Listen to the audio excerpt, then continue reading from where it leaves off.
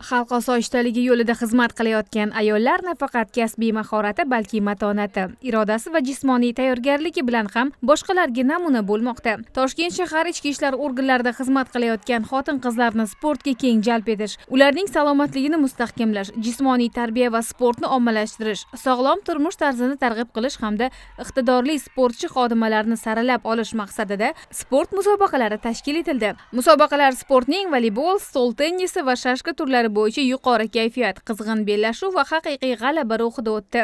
Aql, zakovat, sabr va strategik fikrlashni talab etadigan shashka bahslarida munosib ishtirokchilar saralandi.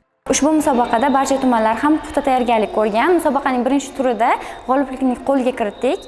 Keyingi turlarda ham albatta o'z jamoamiz bilan faol ishtirok etishga harakat qilamiz. Xizmat bilan bir qatorda sport bilan ham shug'ullanishimiz albatta sog'lig'imiz uchun ham foydalidir. Barcha ayol xodimalarga doimiy ravishda sport bilan shug'ullanishlarini tavsiya qilib qolaman. Chaqqonlik, tezkorlik va aniqlikni talab etadigan stol tennisi bahslari ham murosasiz raqobatlarga boy bo'ldi. Faxrli birinchi o'rinni bosh boshqarma patrul post xizmati brigadasi inspektori Parizoda Xudoyberdiyeva munosib ravishda qo'lga kiritdi. Birinchi o'rinni egallash oson bo'lmadi, negaki stol tennis o'ynaydigan ayol xodimalarimiz va raqiblarim juda ham ko'p bo'ldi. Keyingi musobaqalarda har doim birinchi o'rinni egallashga harakat qilaman. Bu uchun Toshkent shahar ichki ishlar bosh boshqarmasi rahbariyatiga o'z minnatdorchiligimni bildiraman.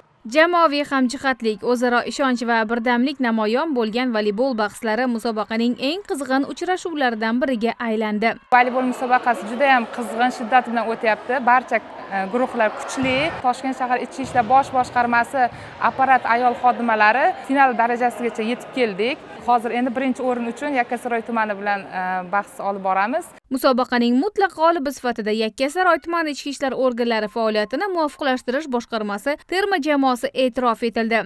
Barcha g'oliblar diplom, medal hamda pul mukofoti bilan taqdirlandilar. Oson bo'lmadi. Bugun 13 ta jamoaning ichidan birinchi o'rin bo'lish juda qiyin bo'ldi, mashaqqatli. Jamoalar bir-biridan kuchligida. Bunaqa musobaqalar kelgusida ko'p olib borilishi, biz ichki ishlar xodimalarini nafaqat ichki ishlarda ish faoliyatimizda, balki ishdan tashqari madaniy hordiq va sportni sog'lomlashtirish bo'yicha katta ishlar qilinayotganligidan dalolat beradi.